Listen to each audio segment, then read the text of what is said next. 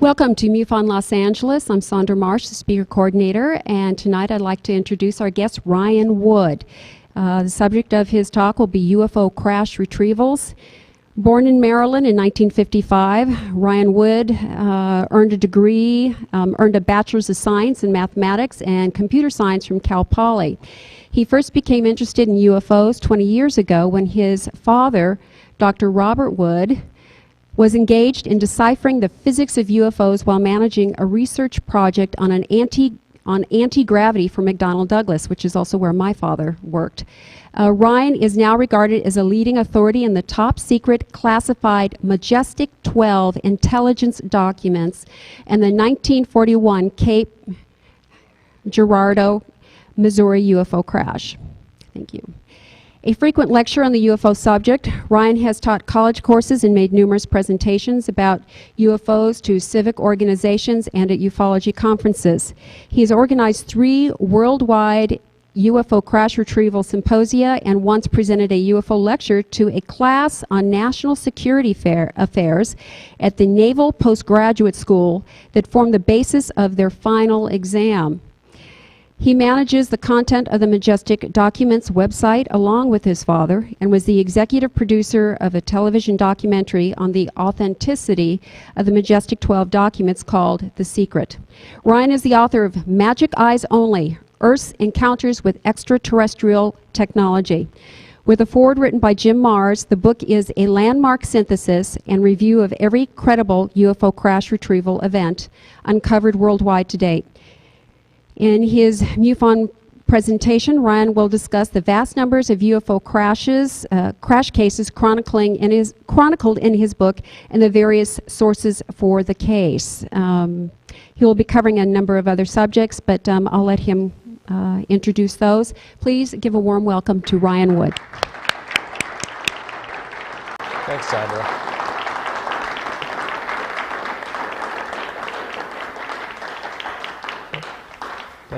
Thanks so much. Everybody can hear me? All right, let's get the laptop going.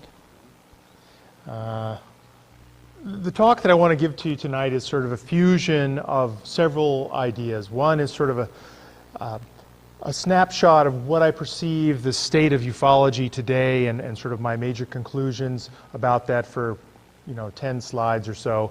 Then I was going to give you some details about the upcoming Crash Retrieval Conference and why I think it's important and why crashes are really important in my mind, and I think should be in your mind as well.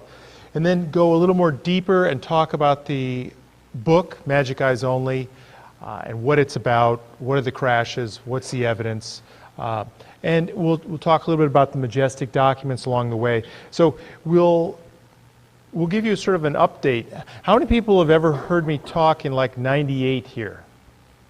No, nobody. One person maybe. Okay, that's good. But at the end of this process, you should feel much more comfortable that you understand the state of the art in crashes and the state of the art in leaked government documents. And that's what I want to do. I'll entertain some questions midway and then some questions at the end. So this is not quite this is what I said is what I'm going to cover. This is a presentation, is a fusion of a couple of different presentations, and you'll see that because the agenda slides keep popping up. But anyway, the assessment of the current situation, the book, the Crash Retrieval Conference, those are some of the things that I'll cover. So what the evidence shows, the UFO evidence to me, these are my opinions, my sort of snapshot of the world.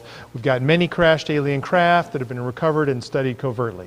And it's clear, any reasonable person reading this book, Magic Eyes Only, that you may throw out a bunch of cases, you may embrace others. You're going to walk away with the clear impression that, hey, there's several UFO crashes, and we've recovered their hardware and the alien bodies and so forth. And there's no reasonable person that will dismiss that out of hand. Some of the brightest people on the planet have focused on this because it's extremely important to exploit these celestial gifts, as FDR talked about, in one of the leaked documents and gain a better understanding of what these craft are and what their mission is and how to benefit humanity and national security and military supremacy and the other things that the military and the power elite want to accomplish. The budget is easily buried in the black. We have Tim Weiner's book, Blank Check, $37 billion in 1992 or something like that when he wrote the book. I think there's a lot of other funding sources for this program that are outside the military government process. I think they're skimming off money in banking. They may be skimming off money in the drug trade, prostitution, who knows. It's, if you're dedicated and serious, and the government, being an organized criminal is not that difficult. But the point is they're taking a lot of money and using it to manage this program. Lots of witnesses tell the same story of cover-up and deception, and also that we can trace some of our technology back to UFOs. And I don't want to dismiss the hard work of scientists and engineers that have developed the transistor and the integrated circuit and fiber optics and night vision goggles, and those are some of the technologies that I believe are tainted. The detailed research hasn't been done to definitively prove that they are in fact, quote, dirty, and the seed came from ET craft. But there's some tantalizing evidence that supports the fact that some of our technology has been reverse engineered from aliens. As to why, that's a longer discussion. So the status today. We got many civilizations visiting us. We're on the verge of potentially a gravity breakthrough with zero-point energy work, and the science is beginning to embrace the hard science, the notion that it's not just F equals ma anymore. It's more complicated than that, and there's a potential for a serious breakthrough there, and that changes a lot of things. Lots of reverse engineering going on. Psychic communication clearly works. People understand that. The ETs do it all the time. Modern physics doesn't really explain or embrace or understand psychic phenomenon very well. Abductions, mostly real, genetic, hybrids, all that stuff.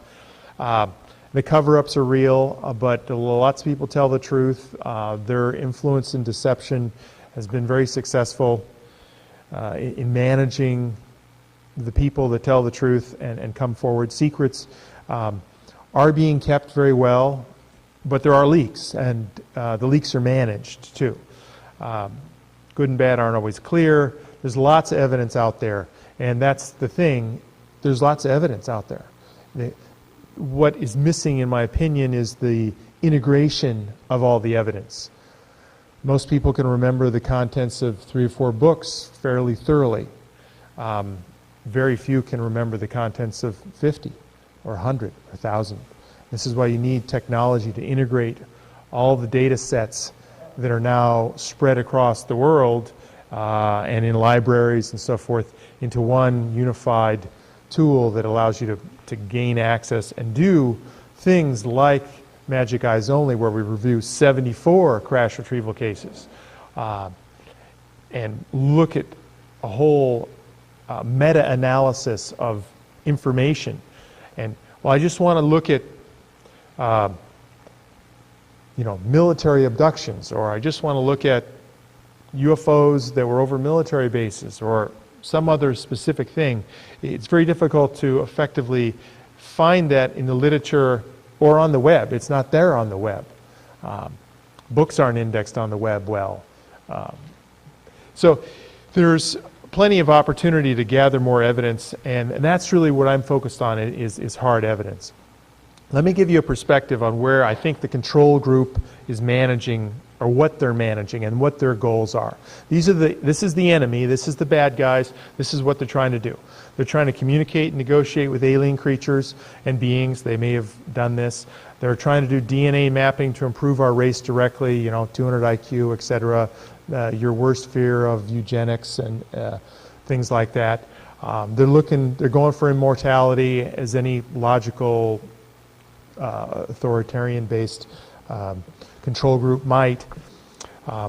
They've used the ET craft and our terrestrial craft for more reconnaissance and explorations and capture more ET craft. They want to gain an understanding of ET technology, transfer it to industry selectively, identify ET bases. You know, if you're an ET race, I would think you'd have a base on this planet, or some would, undersea, in mountains, you know, someplace.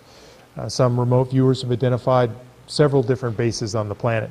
But if you're trying to manage this problem for the government and worried about what the ETs are up to, you want to know where their bases are so you can track and monitor their activities and purposes, etc. And manage the integration of the alien element into world society. You know, 30 years ago, the alien element would be far more shocking, difficult, uncomfortable to deal with if announced in a powerful, legitimate way. But nowadays, you know, with the advent of television and more commonality in commercials, etc., we're more attuned and comfortable with the ET presence, and so we're less likely to be upset and more malleable to the topic and less concerned about it. So we pay less attention to it. We ignore it. So it's easier to manage any leaks that might occur. Maintain and enhance the power base of the secret government is the other goal of the control group. So that's what the enemy is trying to do, or the bad guys, and we have the challenge of trying to deal with that, overcome it, etc. Possible but unlikely ways for the secrecy to end, and this is one of the key things in the problem really is the secrecy in my mind. It's the enemy of democracy. You can rescind security oaths. It's unlikely. Presidents could tell what they know. Some presidents do, some presidents don't. But it's remote. They seem to have no interest in doing that. The media could break out of their gullibility and cynicism and investigate earnestly. I imagine if the New York Times, the Washington Post, and 4 or 5 other newspapers decided to dedicate 10 people and a couple $1 million to just focus on witnesses involved in UFOs and write stories and dig in with proper guidance and ignore the negative skepticism. We could move very quickly and effectively, but there's all sorts of baggage and problems with that. Does it sell newspapers? It's about money, etc. We're in a capitalistic world, and UFOs aren't economic generally. Do they sell papers? Maybe a little bit, or TV programs sometimes, but it takes work. It's not an obvious home run hit the way other things are. Congress gets access and acts responsibly. I doubt that will ever happen. It's far too political, and they rarely act responsibly. Major foreign governments tell all and say, the Russians are very forthcoming. You see this in Out of the Blue and other documentaries where you see generals saying, yeah, I saw the craft right over here. It was outside my window. Yeah, it's no problem. I have no problem that they're real. You get that in Mexico. You get that in Spain. You get that in Belgium. You get that all over the place. But you don't take the next step of saying, well, where's the crashed hardware? Where are the alien bodies? You don't say I'm talking about that. There is a line they draw in the sand. They have crashes too. The Russians do, other countries. They may have sold some of their crashes, or they may still have them, or don't know they have them. Lots of different things. But this could change, if you have a major foreign government, not just Bolivia or something announcing, but the French or the Germans or somebody of substance. The secret government comes clean. They decide that the secret is too difficult. They want to tell the truth, and they disclose it. But it's such a slippery slope that it creates a giant problem, so it's unlikely. So all these things are possible ways to secrecy end, but it just won't happen. Disclosure won't happen. It's up to the citizens of the planet, you, me, everybody, to drag it out of them, out of the government and military institutions, from the websites and the witnesses, from the archives that have the paper truth, and from out of the ground, which was what I'm focused on. Crashes, it's in the ground. Everybody understands crashes. Airplane crashes, car crashes, flying saucer crashes, they get it. Abductions, people don't get. Are you psychologically deranged? Do you have problems? It's not clear. It's not media friendly. It's not public friendly.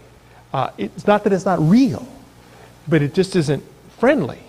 And that's my assessment of it. And so my blunt answer is that nothing in ufology matters except physical evidence. Not lights in the sky, not movies, not witnesses, just nothing. It's all about physical evidence for me. And I think it should be all about physical evidence for you. So that's sort of, you go with your passion and what you're interested in and what motivates you. And I encourage you all to do that. But to move the paradigm, it's important to focus on the hardware and the physical evidence, and that's where I'm at. But you know, all the other things are important, and I don't want to dismiss them. They're valuable contributions to the field, but they may not be strategic, and that's the point I wanted to make. So to dismantle the cover-up, we'll take a continued in-your-face attack on or by the media and the populace to show that there's overwhelming proof of the ET existence in the form of hardware, scientific analysis, witnesses, context, etc. But it's difficult, you know, I'm oversimplifying it, because ultimately people ask, well, why should I care? You know, I'm going to go to work tomorrow, I'm going to earn money, I care about my kids. What's going to motivate me to really participate and move and work hard?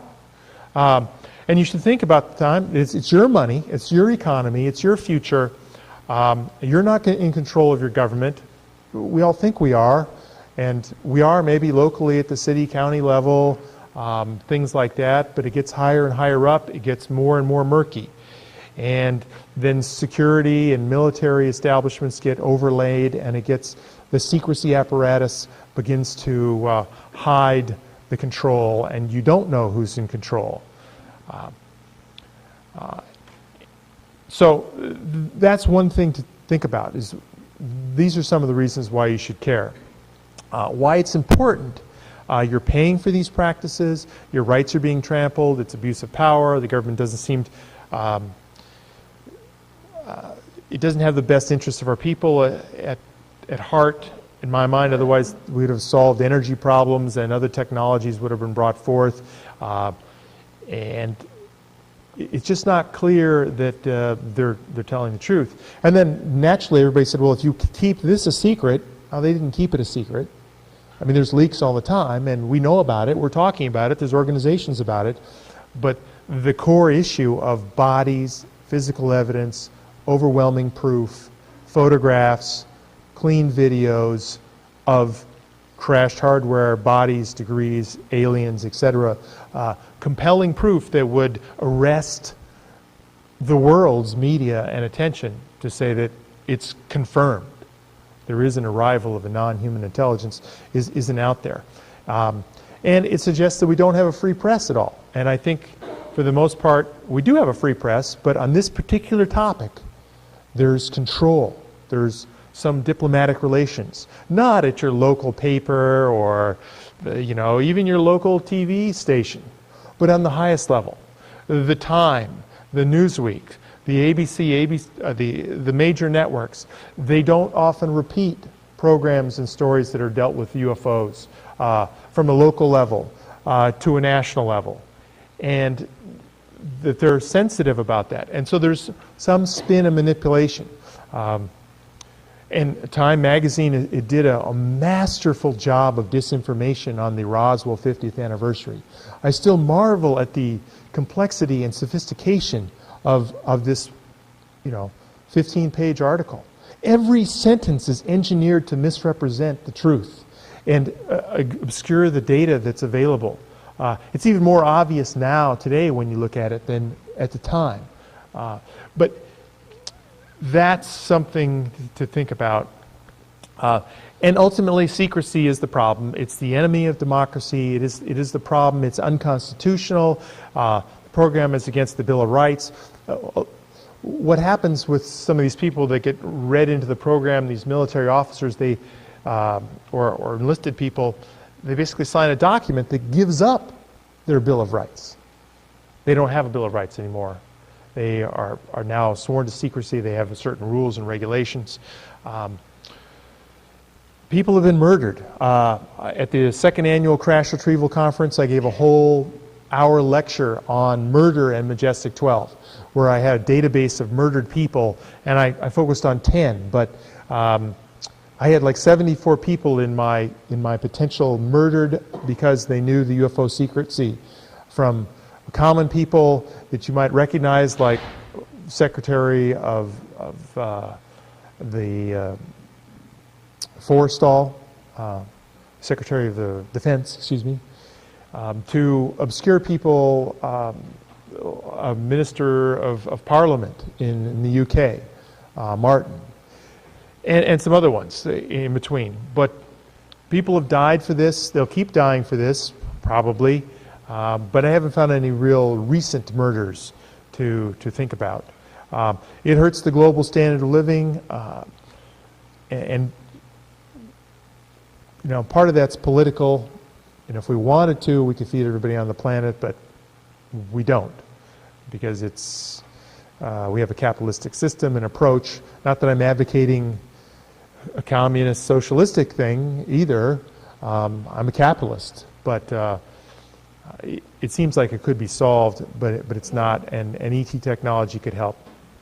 And ultimately, this is all for the benefit of maintaining the status quo power structures, the national security, dominance, personal and corporate wealth of those that will benefit from reverse engineered technology, from the big corporations that have large contracts to little startups in San Diego, where I happen to know one of the guys has an MJ-12 clearance and is working on new semiconductor manufacturing equipment. So it goes big and small across the board, but ultimately they're benefiting at our expense. They're not for the public good. And speculatively is the relative immortality available to insiders. So they may be able to use the technology to live a lot longer. 50 years. Everybody would pay for 50 years. If you said you could live 50 years longer, you'd easily write a check for $1 million if you had it. So anyway, that's my assessment of the current situation. And at this point, I know that's a lot of controversial stuff, but I wanted to just maybe take 3 questions and, you know, answer anything that I've stirred up in your mind before sort of going on and talking more about the Crash Retrieval Conference. Yes, you here, sir. Isn't it more of a lazy press than a controlled press? The question is it more of a lazy press rather than a controlled press? And I think you're right.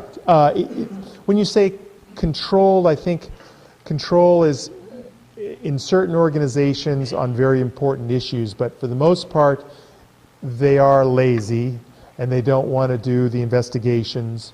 They don't want to spend the time and the money. It's not career advancing to say, hey, I'm going to cozy up to this alien story, and they could, you know, get a lot of flack for that, where doing something with the local police department is far more of a sure bet. But that was a good question, yeah. Yes, you here, sir?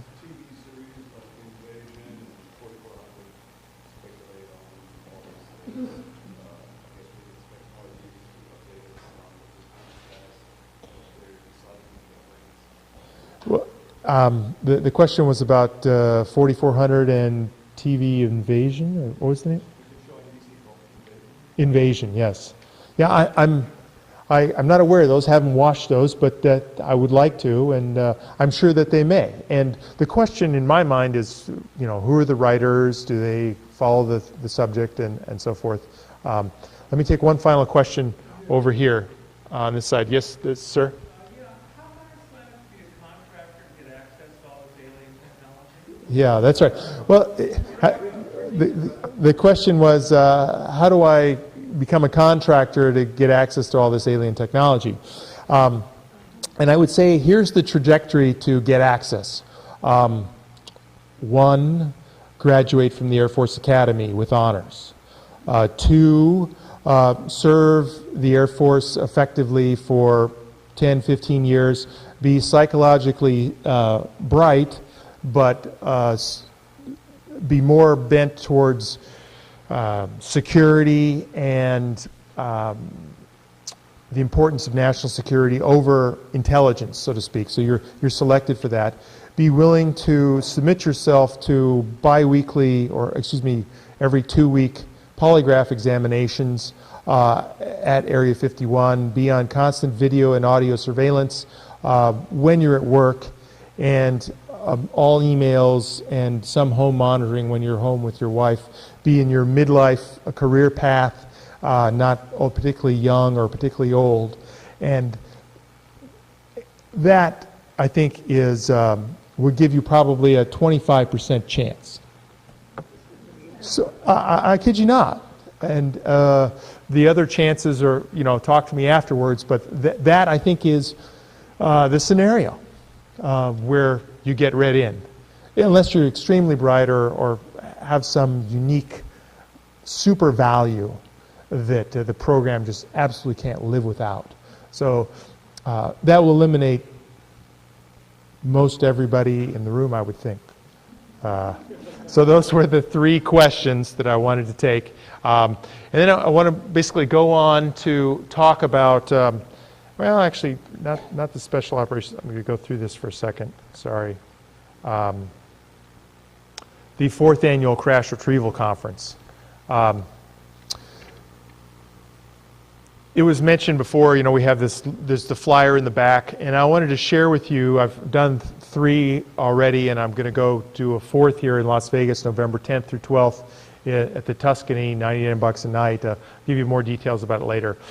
But I was personally frustrated by going to conferences. I went to the Laughlin conference several times, and many people probably have gone to the Laughlin conference, and and other conferences, and I never saw the stuff that I wanted. I saw some of the stuff that I wanted to see, but eventually I got fed up and said, I'm going to do my own conference and focus on what I felt was really important and bring the people forward that are really good, that are really focused on the what I feel the cutting edge of the paradigm is. And Rich Dolan is one of those people. How many people have a copy of his first book, UFOs in the National Security State? Just, okay. I can tell you that this group raised more hands than Orange County. So you're head of the game in my mind. This is a very good book. He's working on his 2nd book, and it's going to talk about much of the content, or some of the content, at the Crash Retrieval Conference. And his 3 key themes are insider leaks on recovered technology, an analysis of open sources, as well as insider accounts that has personally been given, and then how the secrecy and reverse engineering program is managed. So that's what he's going to talk about. And I'm fascinated to hear what he says. Stan Friedman's going to talk about the UFO why questions. How many people have heard Stan talk before?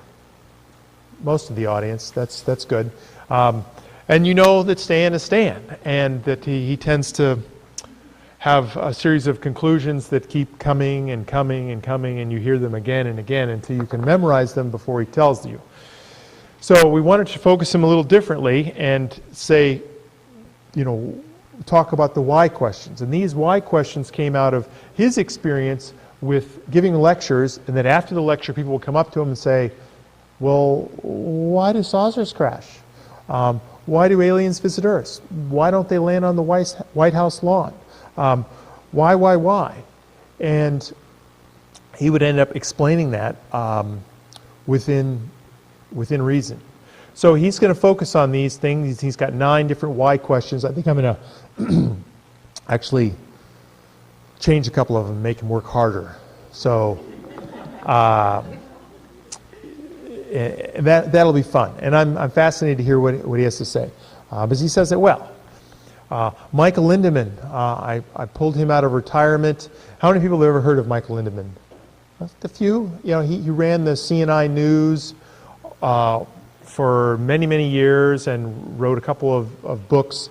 But he used to work for Joe Firmage in 98, 99 and facilitated some weekend-only seminars for 26 participants, futurists, college professors, high-level business people, some Hollywood people, some generals, military, and talked about what happens if you have a confirmed arrival of non-human intelligence, sociologically.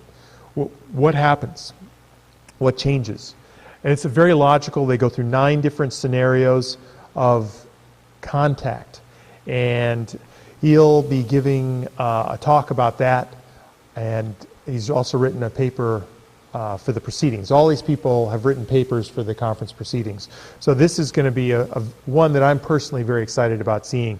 Because as an organizer, or even a participant in any subject, you can't read it all, you can't do it all, you have to pick and choose and learn what you can learn. Dr. Michael Salla is going to talk about the covert world of UFO crash retrievals and overview of black operations. He sort of integrates some of the whistleblower witnesses that talk about crash retrievals and dovetails that with the Special Operations Manual, Extraterrestrial Entities, Technology, Recovery, and Disposal.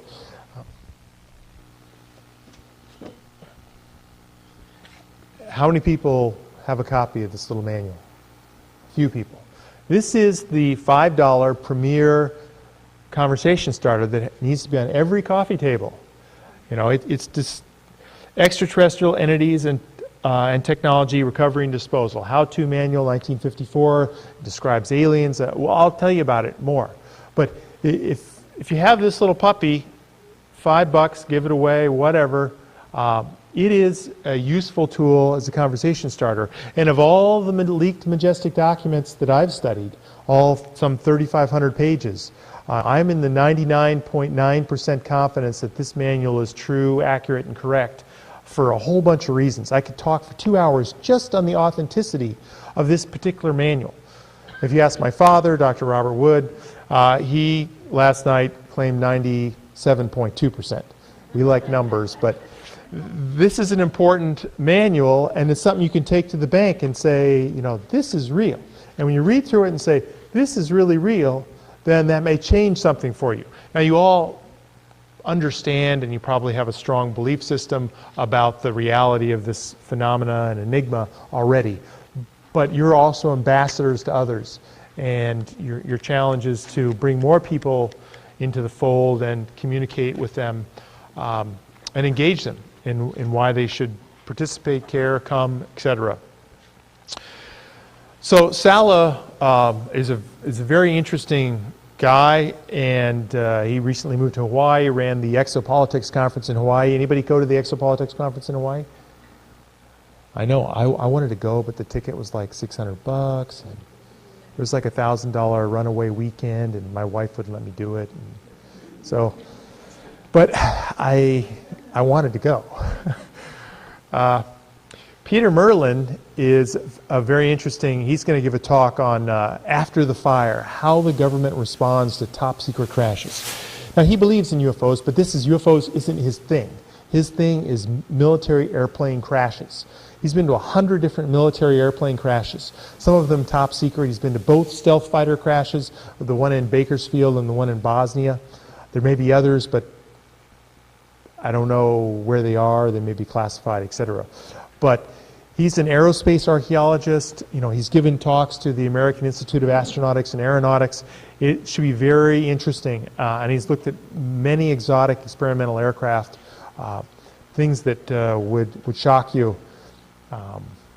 So I'm excited about seeing his talk and learning more about how the military responds to crashes, because I deal with crashes in my book, but I just focused on the data, and I'm going to learn something from him. George Knapp, who's our keynote speaker, for the banquet dinner that night.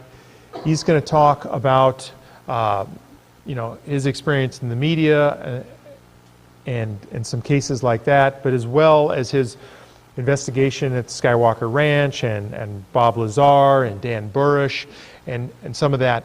But he's very talented, very articulate, a better speaker than I. And he's won a lot of awards. I always wondered, he's also won 11 Emmy Awards. I see that in other people's stuff. Where do they give out all these Emmy Awards? Is it just for like news journalism? Because I watch the Emmys on TV, and I guess it's just for TV. But there must be other Emmys for reporters and things like that. So anyway, Frank Vicino, has Frank ever talked here to the audience before? 2 months ago. Okay, so he's going to talk about the Braxton County Monster, and he's got a whole DVD. Did he play his documentary about? He did? Okay, so he's going to come and talk, but you're fairly familiar with that story. Linda Howe is going to talk about military witnesses. She's got 3 different military witnesses she's going to present. She presented one of them, Navy Chief Yeoman Tom Shepard, at the MUFON International Symposium in July in Denver. Did anybody go to that? Nobody went. This is a good time. I live in Colorado, and Colorado's a fun place. When the earthquakes start happening, you're going to want to go to Colorado. Housing is like 1/2 and twice as good. There's no traffic. The weather thinks it's bad, but it's really not. So it's a nice place. Check it out sometime. Nick Redfern is going to talk about crashed UFOs and biowarfare. He's been working with my father on a whole book on alien viruses. And there's a lot of data and information about viruses. Accounts, testimony, lethal viruses.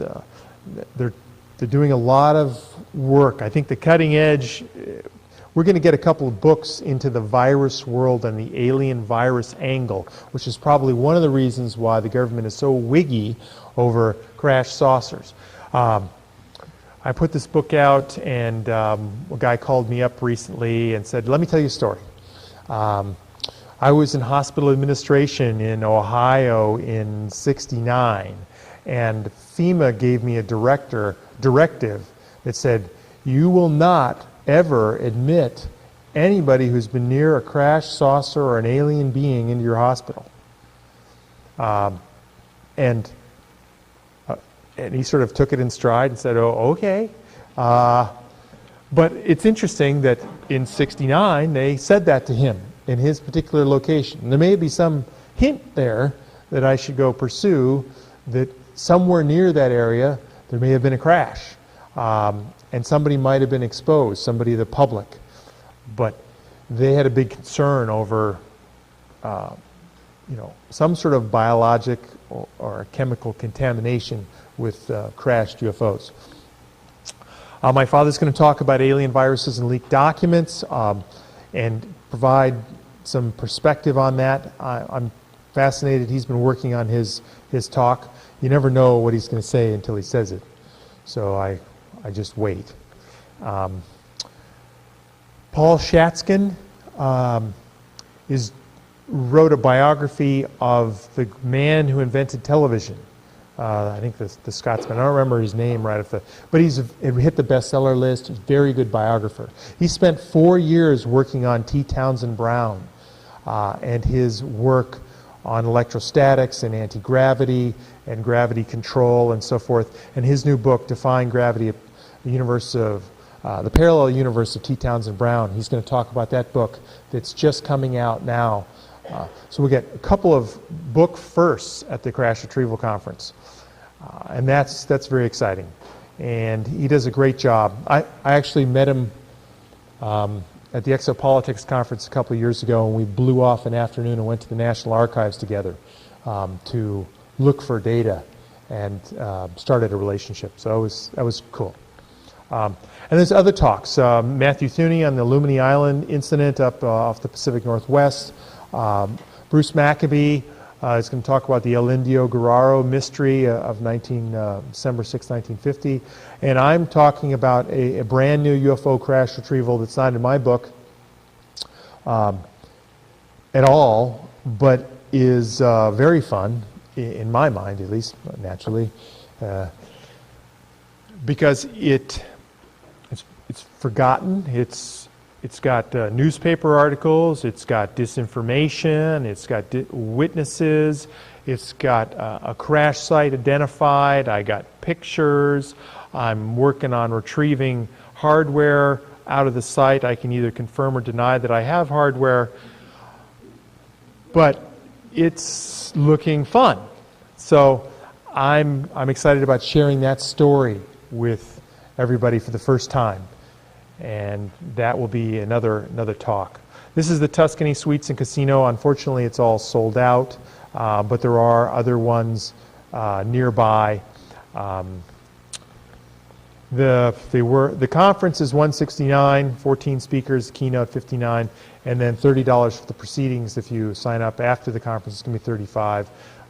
If you can't make it, get the proceedings, read it over, then pick out the DVDs that you want and get them and experience. But it's nothing like being there, talking to the other speakers, getting your questions answered, networking. There's a tremendous value in being there and getting a sense of the environment. Oh, the latest thing that just happened, Paul Davids. How many people know Paul Davids or heard his name before? Yeah, some people. Executive producer for the movie Roswell, television movie Roswell.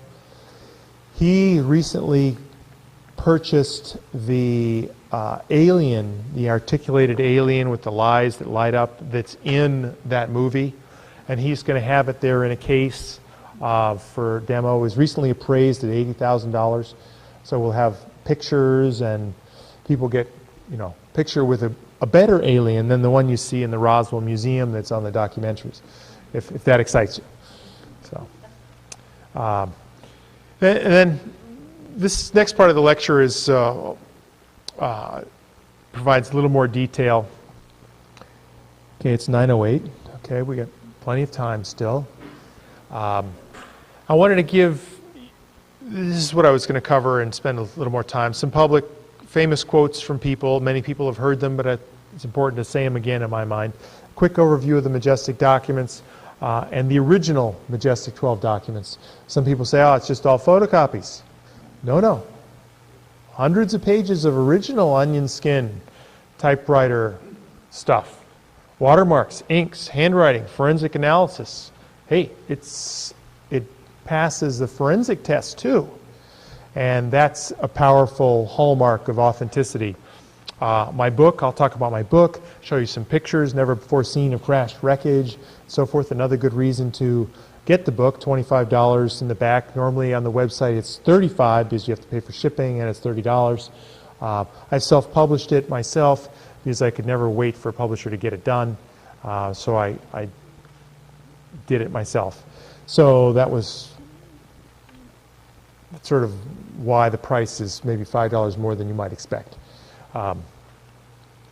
And then talk about the book, the Special Operations Manual, the crash cases, and then we'll skip the last one on the crash conference because we've already talked about that for the most part. I occasionally think how quickly our differences worldwide would vanish if we were facing an alien threat from outside this world. How many people have heard that quote from Reagan before? Okay, most people. One of the things that I've been working on in the background is a little book, maybe probably 50, 80 pages, called Why Should I Care About UFOs? And, you can say it, why should I care about UFOs? Or, no, excuse me, who cares about UFOs? Who cares? I don't care. Who cares? I don't care about UFOs. That's one way to say it. Of course, who cares about UFOs?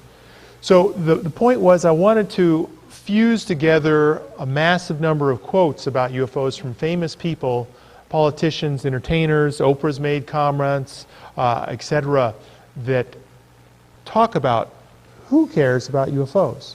And I think a thin little book that's mass-produced, you hand out on airplanes, you know, you just hand it to your friends, and most logical people, after flipping through this in an hour, would say, well, a lot of bright people care about UFOs. Maybe I should care too. And that's one of the things I want you to try to think about.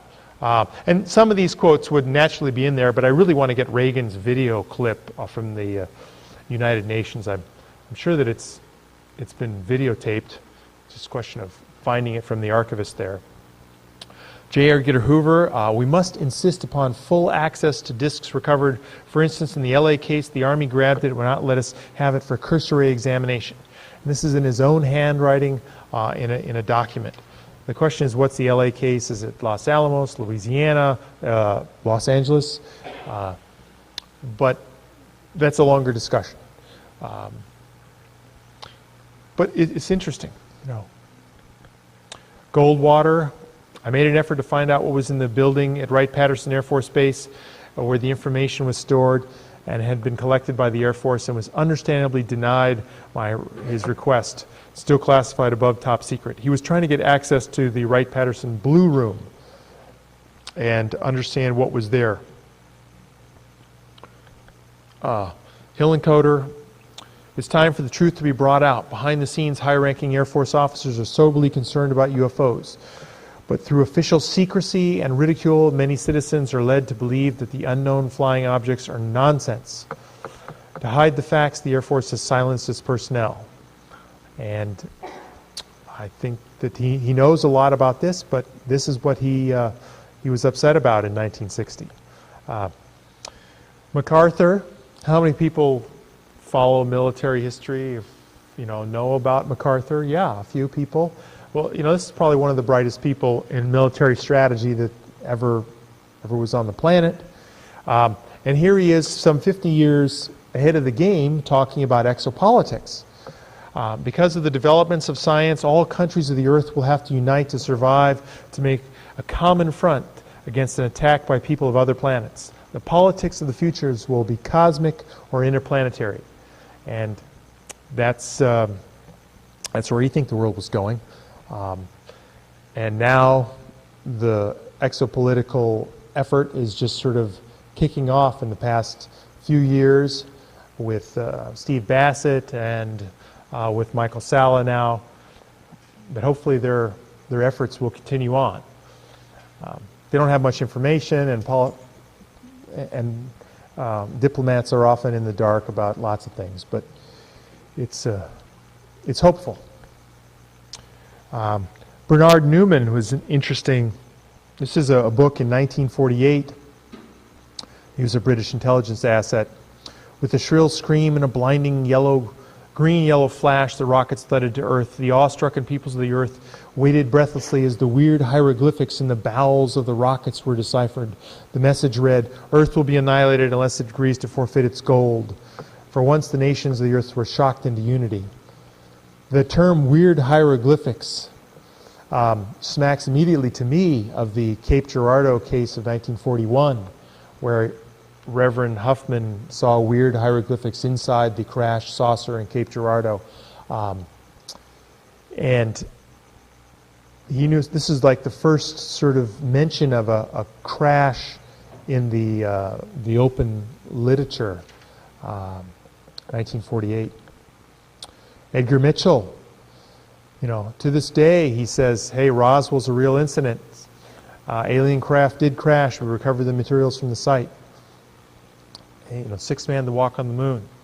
So there's a lot of very credible people that know or have concluded that it's all real. Maybe you have all too concluded it's all real, but I just give you more data.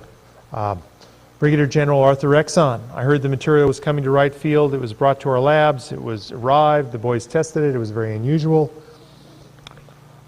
General Thomas DuBose, after the plane from Roswell arrived with the material, I asked the base commander to personally transport it on a B-26 to Major General McCullen in Washington.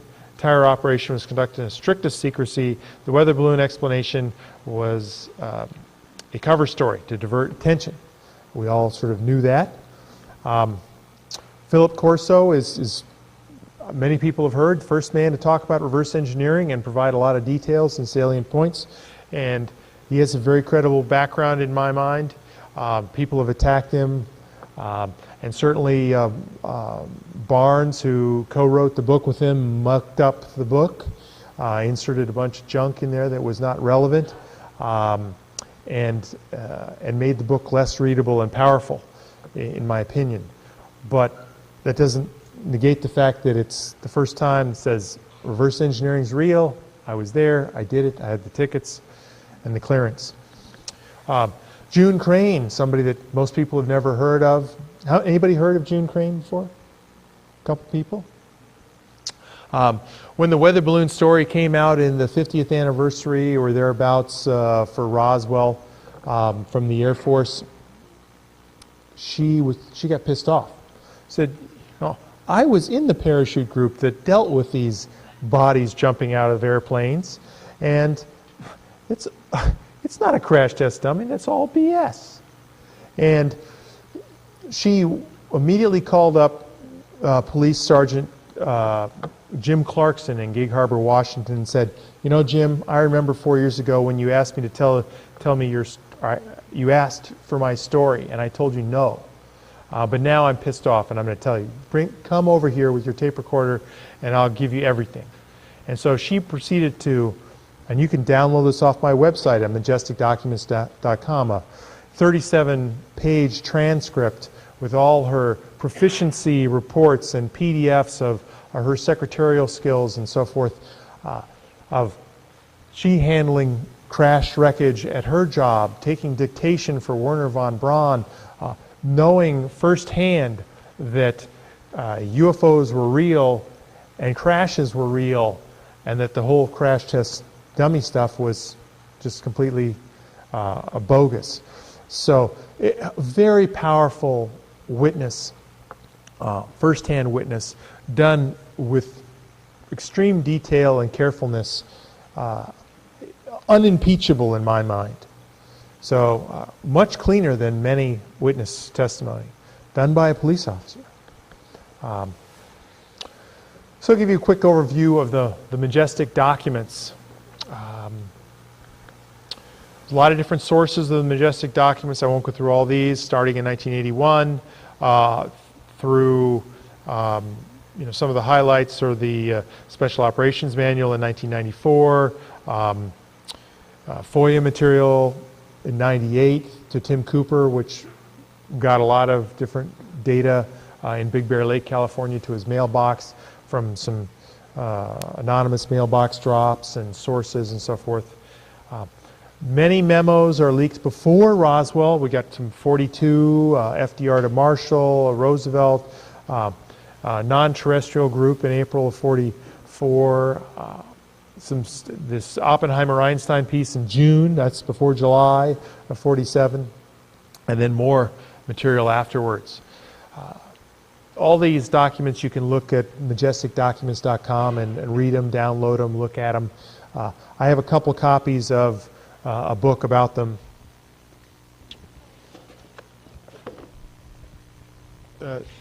This Majestic Documents book, $10. It's 200 pages, and it has the original and the replica of some of the best ones: the Einstein-Oppenheimer, the Interplanetary Phenomenon Unit, the White Hot Report, and so forth.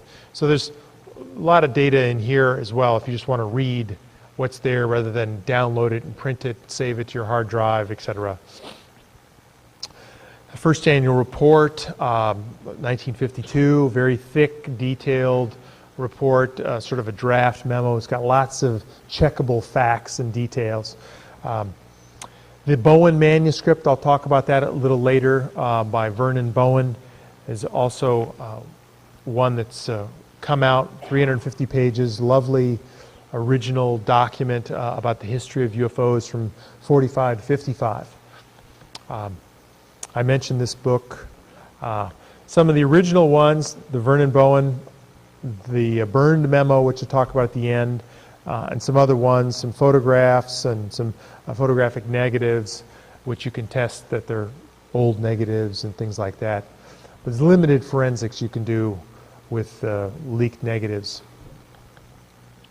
So what happens after you sort of get these documents is that you get so overwhelmed with the content and you said, oh my God, is this stuff really real? How do I know that it's real? And you become, in essence, a lawyer, a specialized lawyer in the field of question document examination. And so you begin to focus on these other aspects here. Where did it come from? The provenance, the paper and ink analysis, the content, the authenticity zingers. And what I mean by that is rare, obscure facts and details that are extremely difficult to fake or perceive ahead of time. And you look at anachronisms and sort of go through and scientifically rate and rank a lot of these different attributes to come up with a score ultimately of how authentic or real a particular document is. Some documents have been very thoroughly vetted, like the Special Operations Manuals. So others are just sort of in the neutral category that are awaiting my time, motivation, or others' time and motivation to prove them and work on them. And this isn't, backyard stuff. You don't go to your local professor and ask at your community college, hey, can you do a mass spectroscopy and liquid chromatography experiment on these leaked documents? How many people watch CSI? Few people. This is a great show. I love the show. I mean, the Spec and Forensic Laboratories is a CSI for hire. And it's as expensive as you might imagine, $300 an hour, and they do all sorts of wonderful things with documents. They specialize in forgery and alterations and ink and paper dating and photocopies. They've done stuff for the JonBenet Ramsey case, and they've done a lot of things. But they are question document examiners, and we end up using them. I think between my father and I, we've spent $10,000 with them working on authenticating these documents. And so far, we've found no issues with something being faked. Everything is pointing towards authenticity still. The Bowen book is a very interesting book in that it's big, it's original, it has the whole Air Force chapter classified top secret magic, and lots of handwriting and marginalia about what is Donald Menzel doing, and the Blue Lab, and you need to get access to certain people to get in to learn about the UFO secret. So it's very interesting in a subtle way for people that know something about ufology in that respect. But fundamentally, as a pure book, which hasn't been published yet, but we're working and negotiating with Patrick Bowen, his son, to get him to do this. He's a tuba player and he doesn't really care about anything but playing the tuba. It's kind of sad, and so we cajole him and talk to his wife, and hey, we'll pay you money, and so anyway, we're working on it, but it's extremely well written. I mean, Vernon Bowen wrote children's books at the time. He looked at all the open source material in Time and Life, and did a great, first-rate, very powerful book. If it came out in '55 when it was there, it would have likely been on the New York Times top bestseller list. So, although it's now history and probably won't garner any such attention when it's done, it was very well done, and it's very interesting.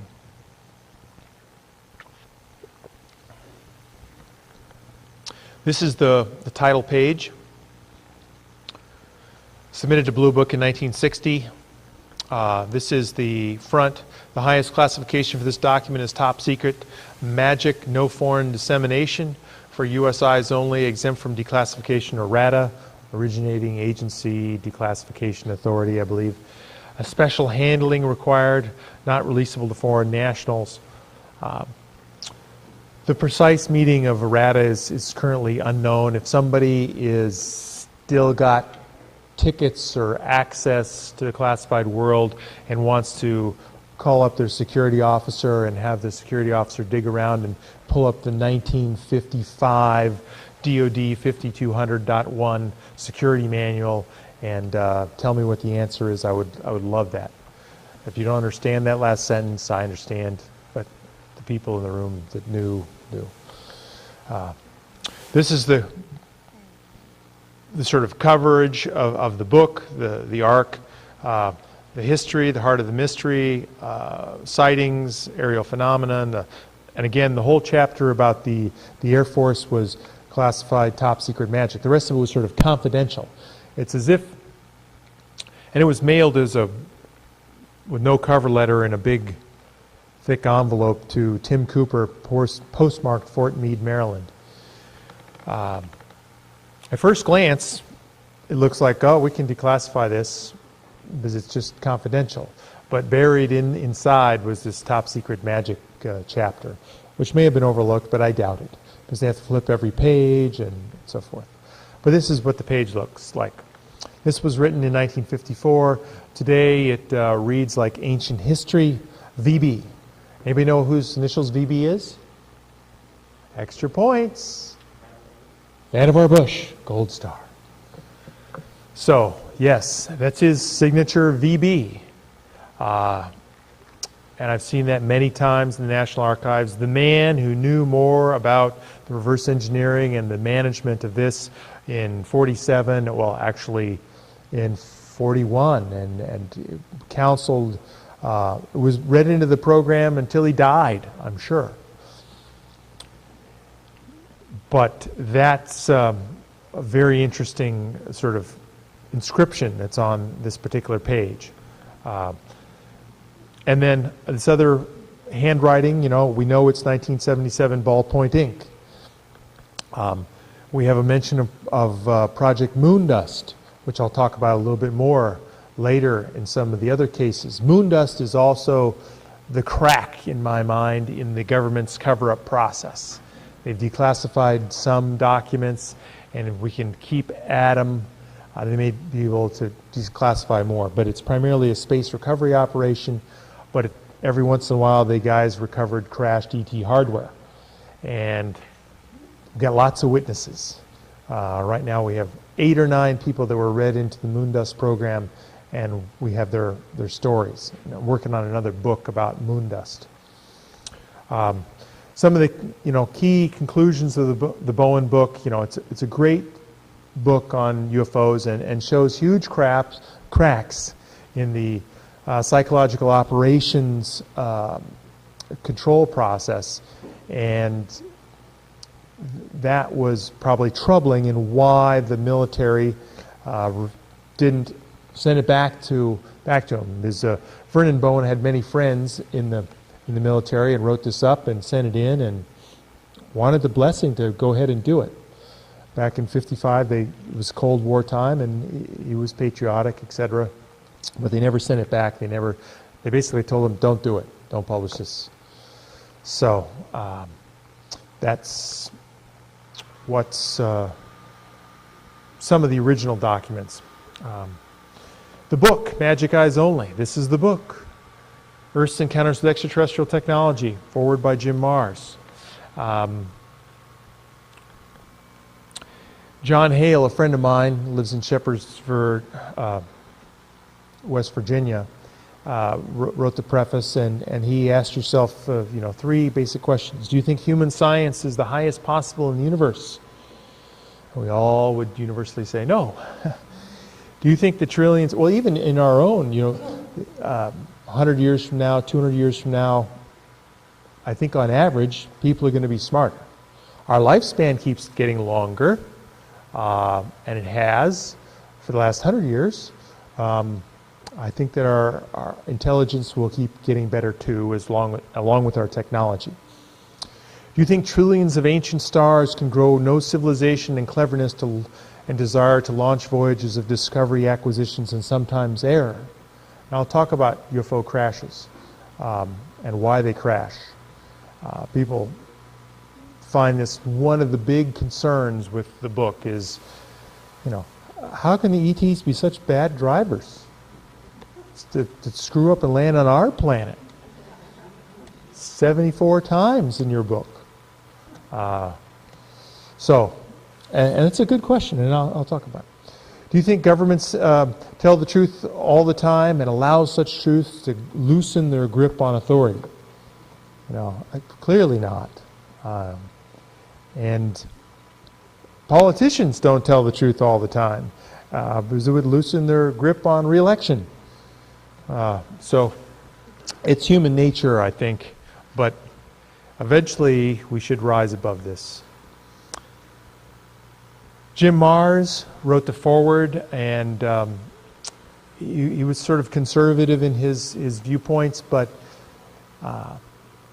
he says that, even if you don't believe all 74 cases, you got to believe 2 or 3 of them, and then that's earth-shattering and paradigm-smashing, and you must ponder what reality might include a diverse and intelligent life outside of our planet, and what that might mean for us and future generations. So I was happy to get Jim Marrs to write the foreword. He's a very brilliant man. If you can get him to take a breath every once in a while, stop talking. He's just such a non-stop talker. It's amazing. This is the quick overview. 74 crashes in the book. Now I have 12 more on my desk. And if you know of another crash, I welcome, you tell me afterwards of your crash story or what you've heard. And I keep adding them. They certainly vary in quality, sophistication, depth, witnesses, etc. Everything from a short paragraph that has a kernel of a newspaper article or a leaked document to, 13, 14 pages well referenced and integrated with, the Roswell story, which is, one of the more well-researched and detailed crash cases out there.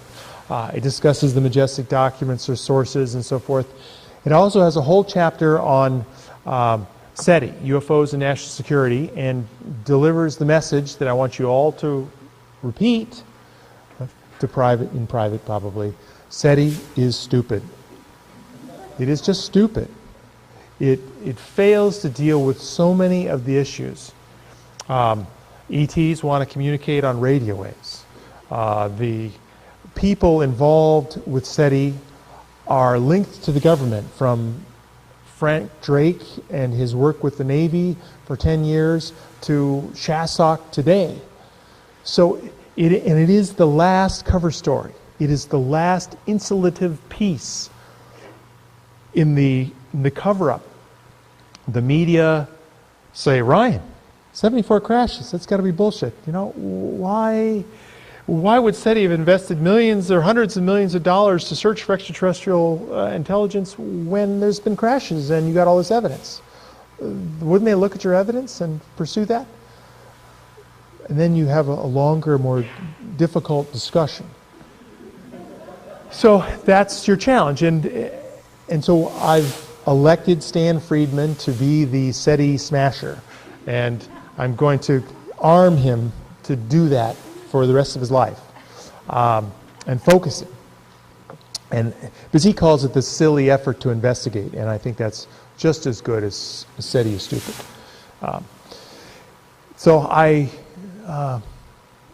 That's the quick overview. I mean, there's color pictures in there. It's got an index. I did my best to.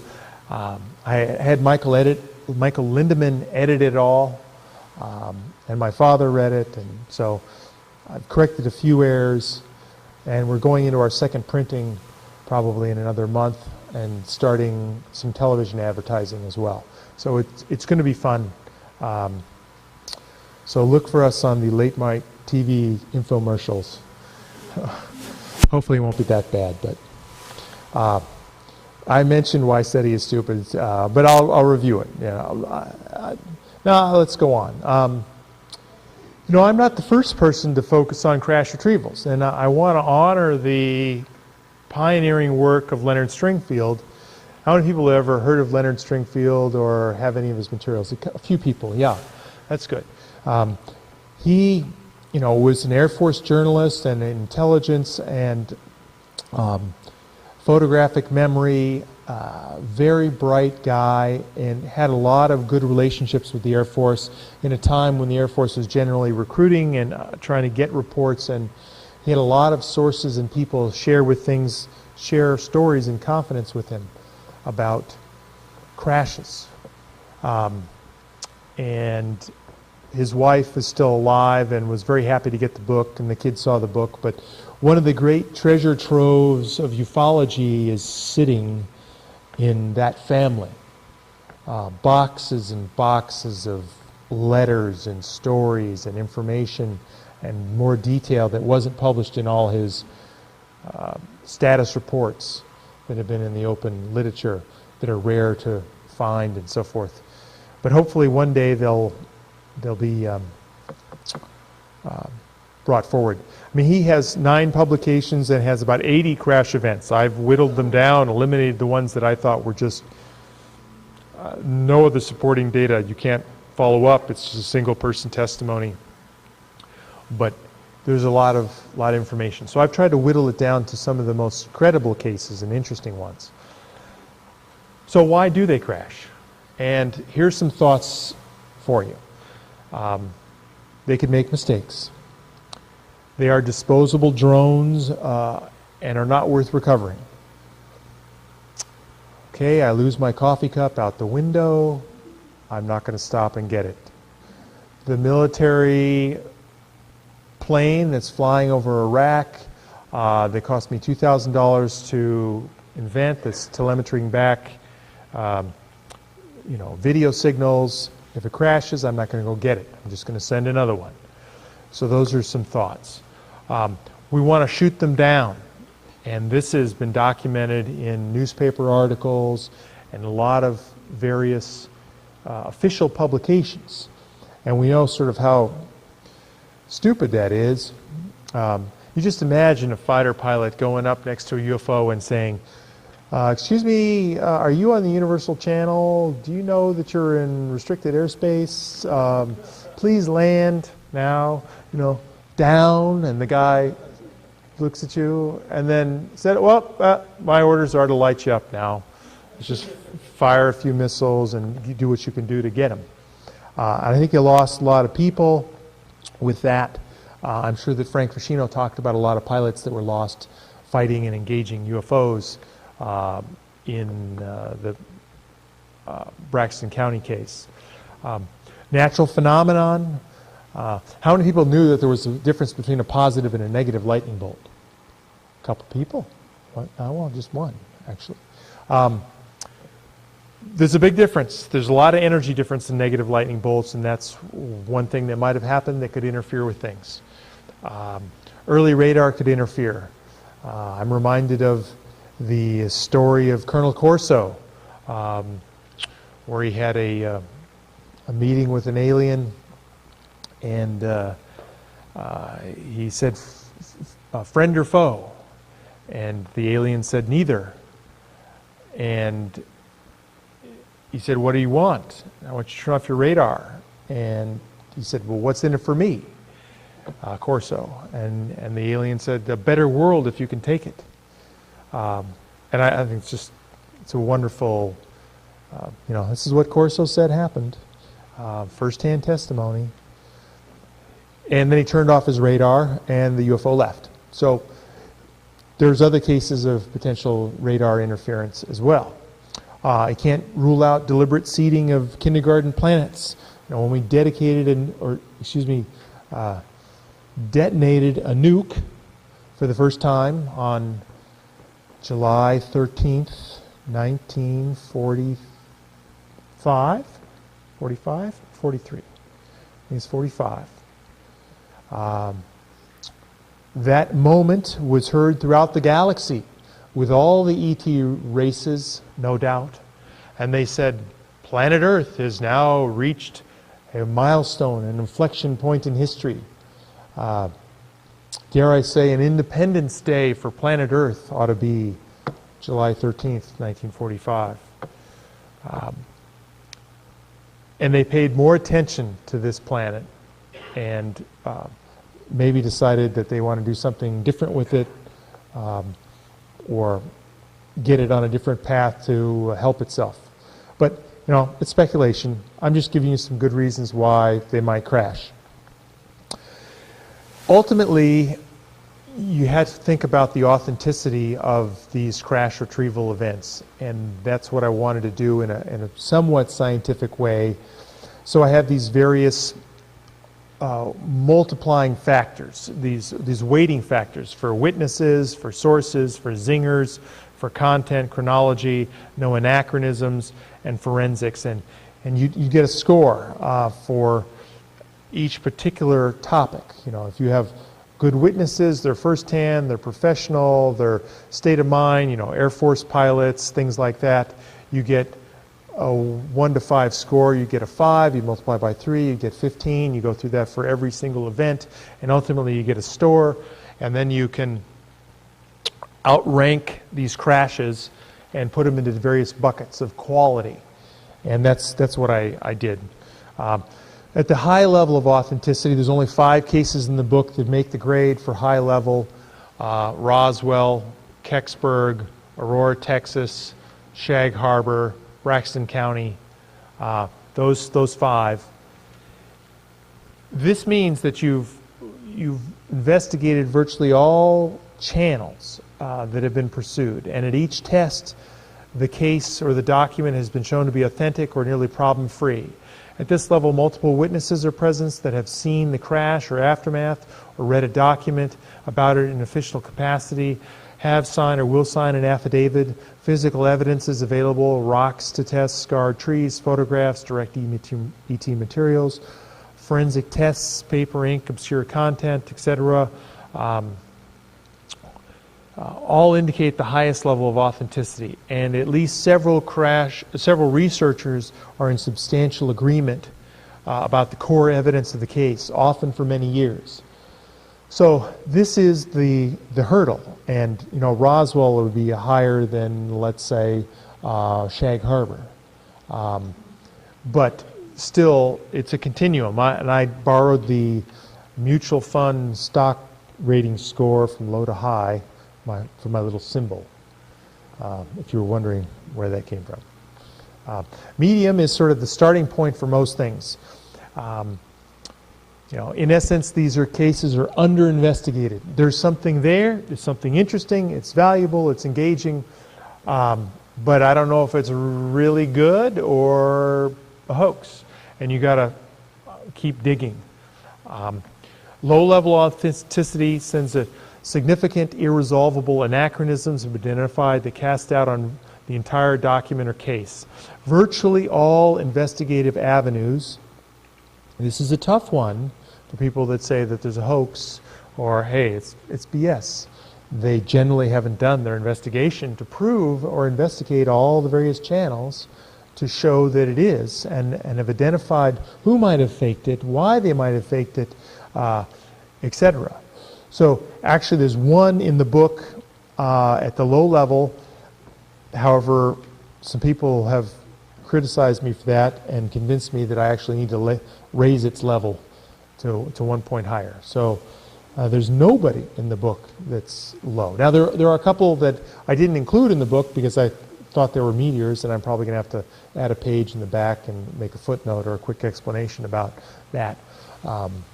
But the statistics are, you know, 6.8% are high, 19% are medium high, 73 are under investigated, the vast majority.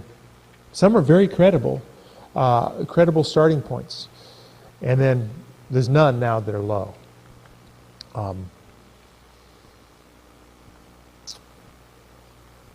8 events in 1947, 13 events before Roswell. If you throw Roswell out, there's a lot of other events. and that's important. 10 events in New Mexico. It was a happening place. 4 events with parts or wreckage. How many people sort of have never heard that thought before I just said it? That there's wreckage. You got parts for crash saucers. Everybody knew that ahead of time. Really? Well, that's good. Kudos. Most people don't believe it. You know, oh, you got parts? Wow. And Linda Howe's parts, Roger Lear's parts, Chuck Wade's parts. Lots of people have parts. And they're in various stages of scientific analysis and in thorough investigation, but it's interesting. We got parts. And that's where you need to go, parts. A little bit about the Special Operations Manual. I have, I guess, 14 minutes to wrap it up and take some Q&A. We'll make it. The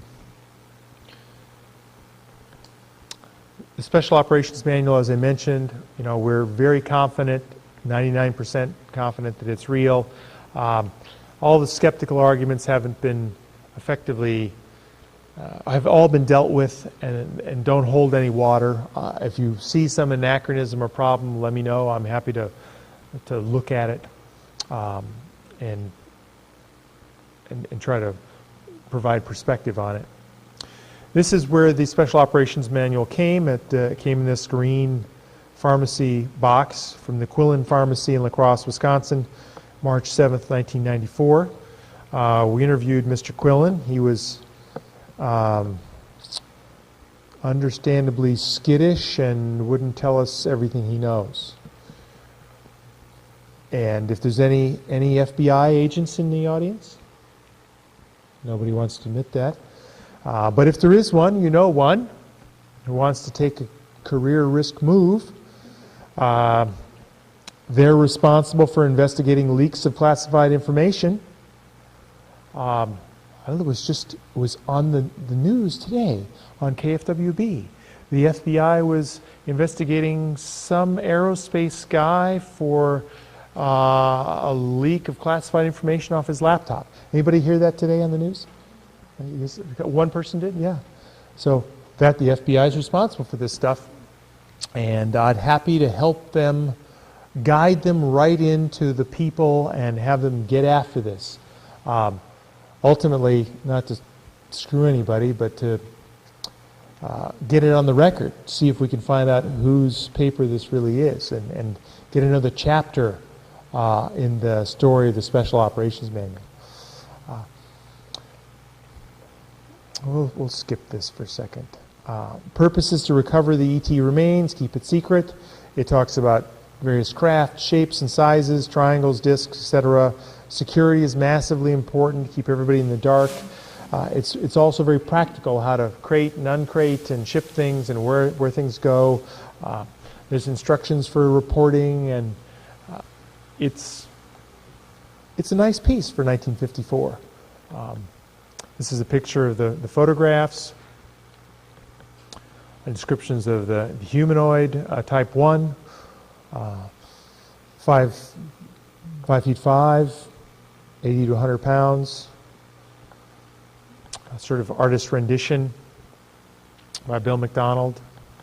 Type 2, your typical gray, 25 to 50 pounds, larger head, no ears, and sort of the rendition. One of the reasons why we believe the Special Operations Manual is completely authentic is this raised Z, this zinger. And we discovered this by taking the original negatives to a retired government printing office executive who 3 weeks earlier had retired in like 1999. My father and I were in Washington, D.C., and we brought it in, and he wrote the style manual for the like 1957 government printing book. It's a book about this thick about how to print manuals, and it's esoteric, but he's ultra detailed and very good, and spent his whole life at it. And we showed him the book, showed him the special operations, the negatives, 8x10 blow-ups, and he looked at it and sort of pondered it, and then looked at another page, and we said, well, what do you think? Well, I think it's real. Why? Well, the Z rate is off the line. And, well, what's that about? He said, well, it's an artifact of the hot lead printing press, where the Z's get little fuzz underneath because they're not used very much, and all the letters are stacked together individually into the hot lead printing press, and occasionally they come off the line. If it's really bad, we have to redo the whole manual. It's a giant pain, etc. And then he looked at it some more, and we said, well, what else can you tell us about this manual? Well, I think their capitalization rules are kind of off. They capitalized federal, and there's some other things. They just said Central Intelligence rather than Central Intelligence Agency. And these are the nuances the guy's just picking up because he's used to proofing government manuals all the time. And then he said, I think they follow the CIA's style manual for 1954, not the Government Printing Office manual. And then he went in to describe some of the CIA's style manual in detail and what that entailed. So it was a very interesting discussion, and another little zinger hallmark of authenticity. These were the main concerns voiced about it by Don Berliner and Richard Hall and other people a long time ago in the mid-90s. Where's the document control page, which is something that we have found. It was in there in the photographs that were released. And I'm working on trying to find the people that were listed on the document control page.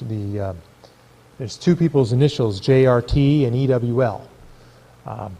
And you cross-compare the Albuquerque phone book with the Adjutant General's military listings and compare initials and get their military records and call them up and hunt them down. I mean, it's non-trivial. And any private investigators out there in the audience that want to donate their time, I'd love to work with you on that. So these were the concerns. They basically all don't hold water, and there's nothing to be concerned about.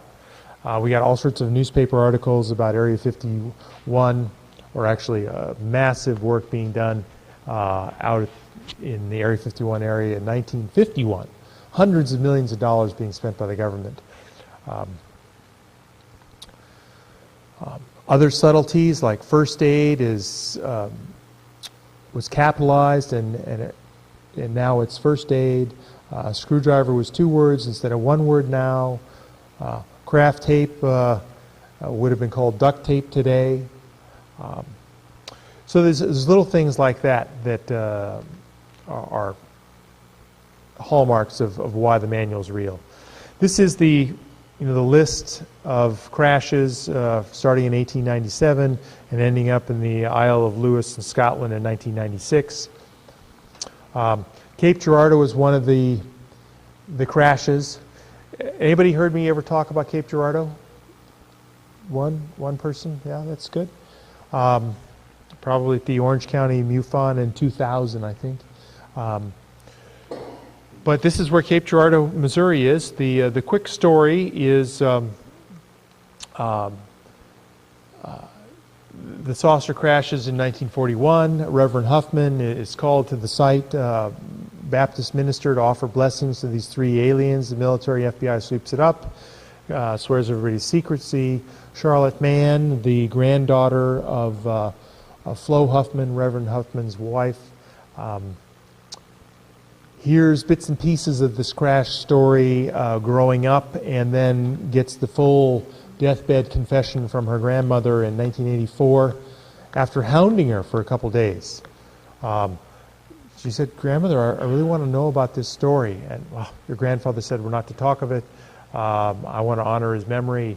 And she ultimately prevailed and said, "It's important to me," in an emotional plea way. And her grandmother shared the details of what went on as related to her by her husband. This is Reverend Huffman. He was sort of a church turnaround specialist, fundraising wizard.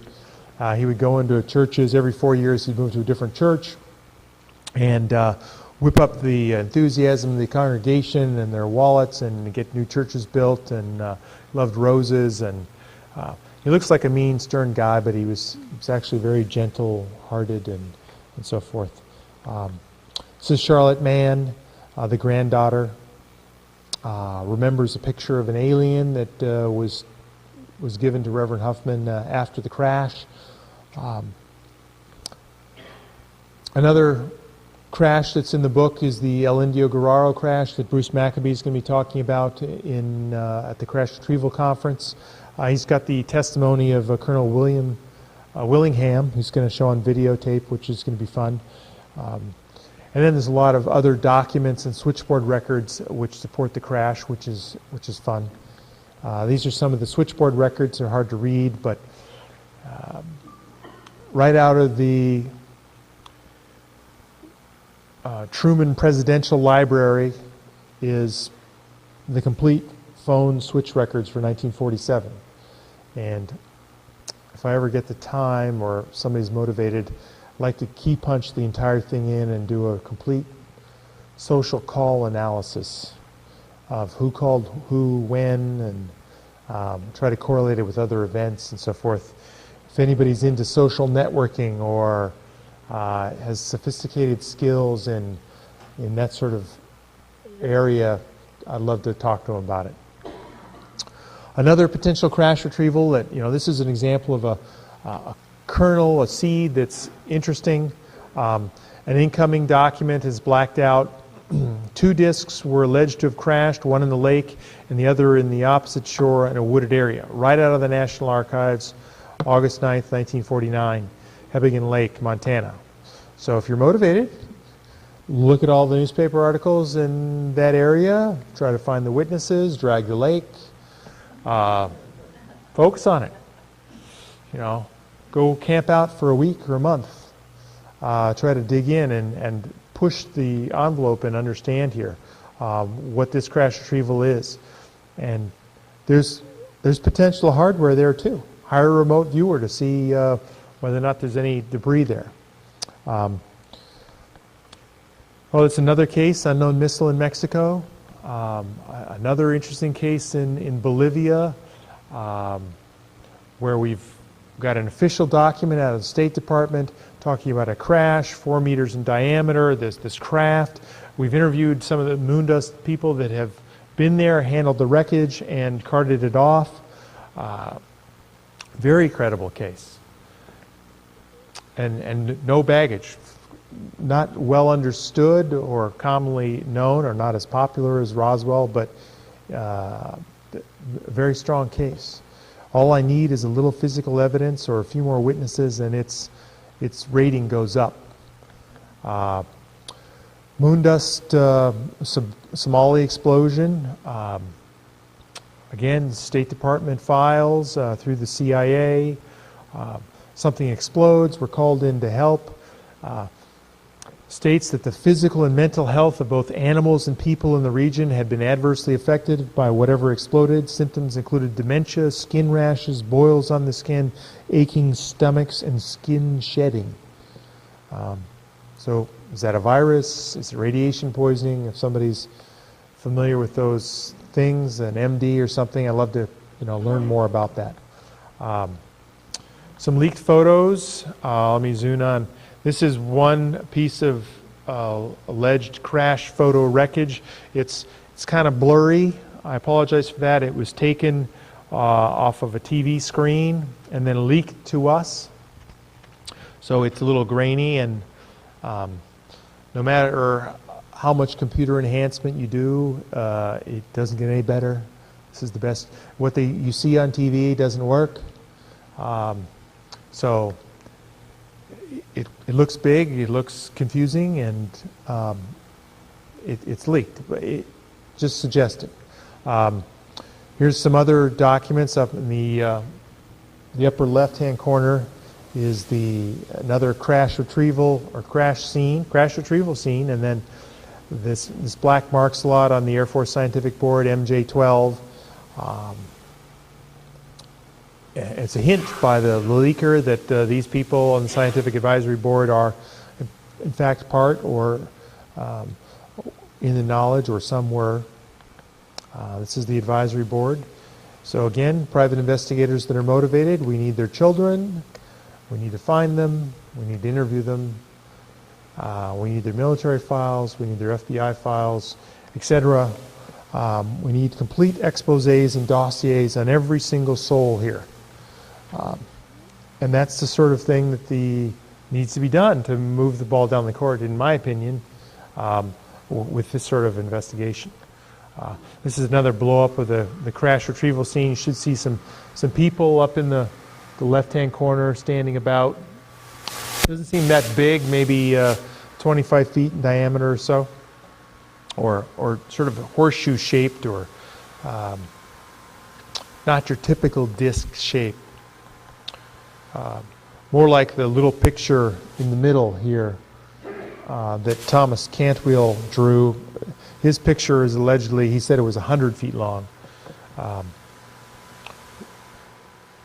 More military people, Russian people that were back channels and liaisons into the MJ12 program. Paperclip people, those are Nazi scientists that were so valuable that we didn't want the Russians to get them, that we brought them over to the U.S. and put them into classified programs and paid them big salaries and gave them new identities. And I just recently met one at a meeting at the Society of Scientific Exploration up in Boulder. 95-year-old guy who was in the Luftwaffe and knew Werner von Braun and worked at MIT Lincoln Laboratories, and is now the emeritus chief scientist, retired at the National Oceanographic Atmospheric Administration, NOAA, headquartered in Boulder. So had a very prestigious career in science in our country. Tim Cooper's father got a commendation for his outstanding work on the UFO program. This is one of the reasons why Tim Cooper, I believe, got a lot of these leaked documents, is that he was read into the program, and he was worked with printing and managing a lot of different documents. And it says, for his exemplary knowledge in film processing, printing techniques, for the foreign technology development at the National Photographic Interpretation Center, and their contribution to the USAF UFO program. So from 57 to 63, there was a USAF UFO program. It doesn't say Project Blue Book. It says United States Air Force UFO program.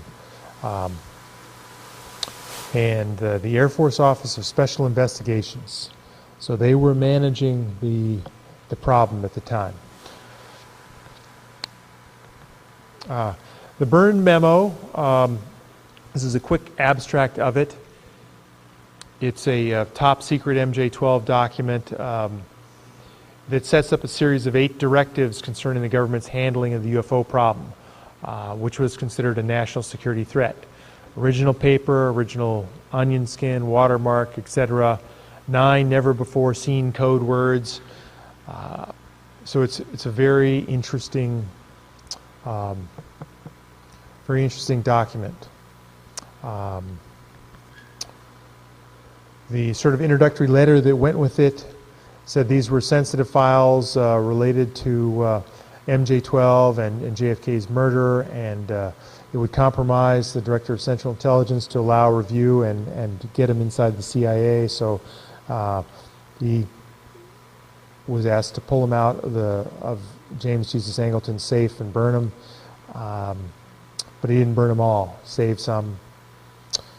And he feels that time is fast approaching when the Majestic and Jehovah M and J potentially project. I'm not really sure what Jehovah is. Maybe that's an ET. If somebody knows what Jehovah is, write me an anonymous email, send me a mail or piece of mail, do something. Let me know.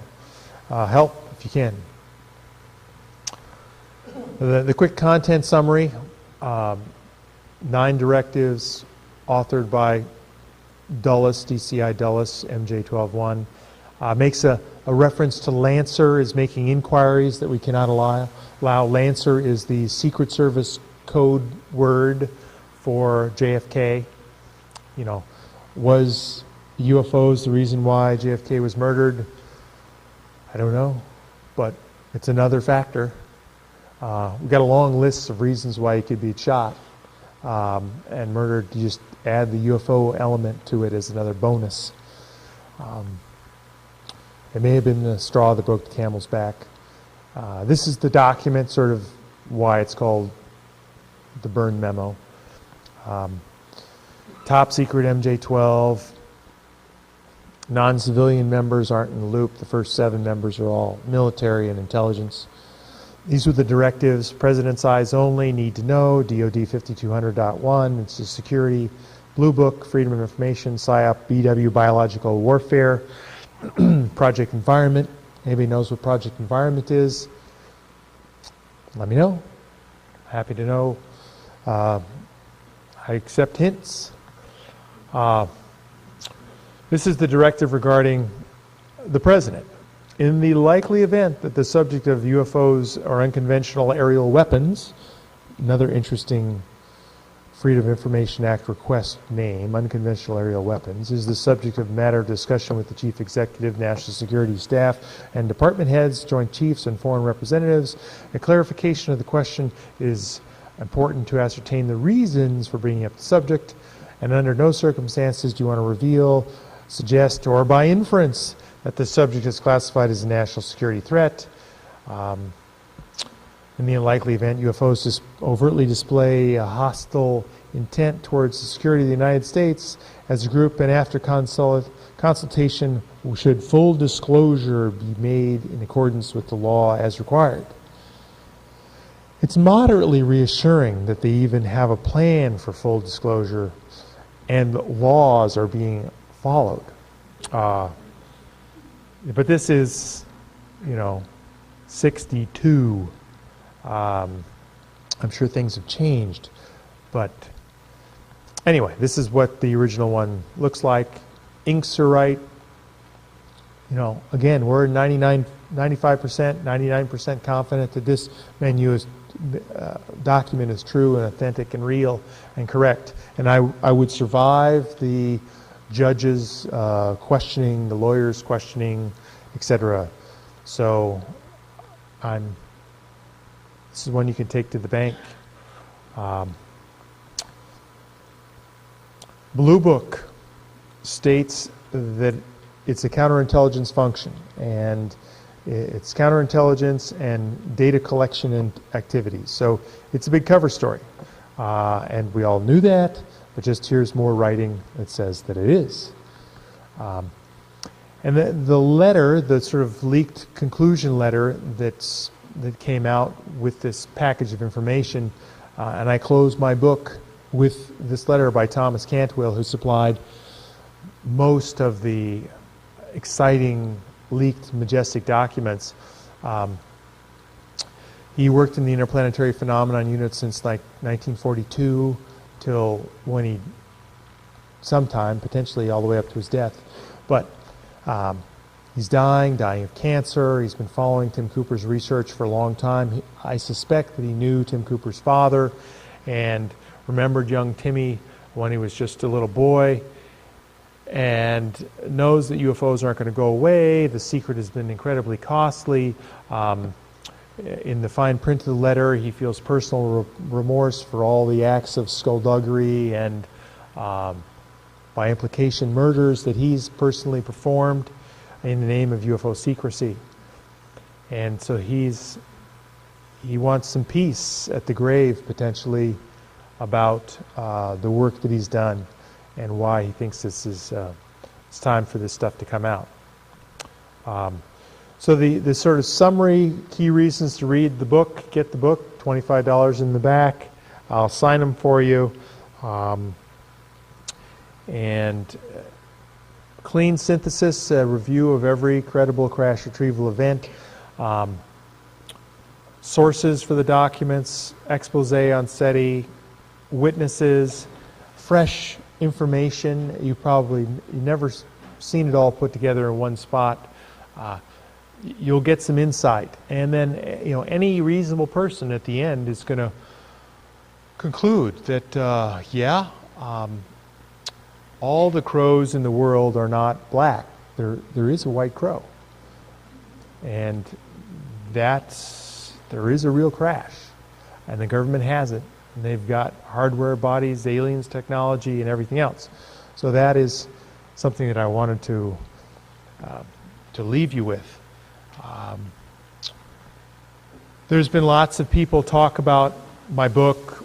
Linda Howe, if you go to my website, magiceyesonly.com, M-A-J-I-C, eyesonly.com, you can buy it there. You can buy it on Amazon.com.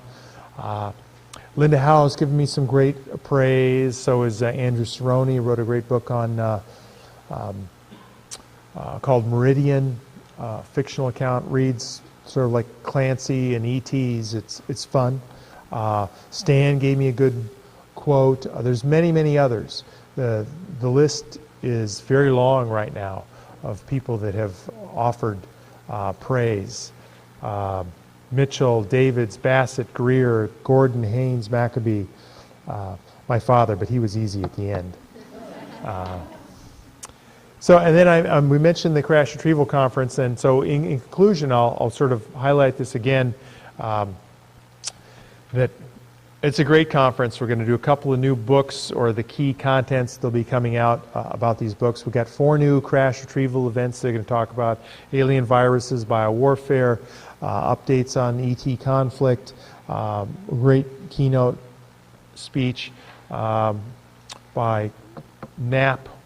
And all the details are on ufoconference.com that you can look at it, see. You can read, 2 or 3 paragraph abstracts of each person's talk rather than my whimsical synopsis. But I wanted to, thank you all for your time.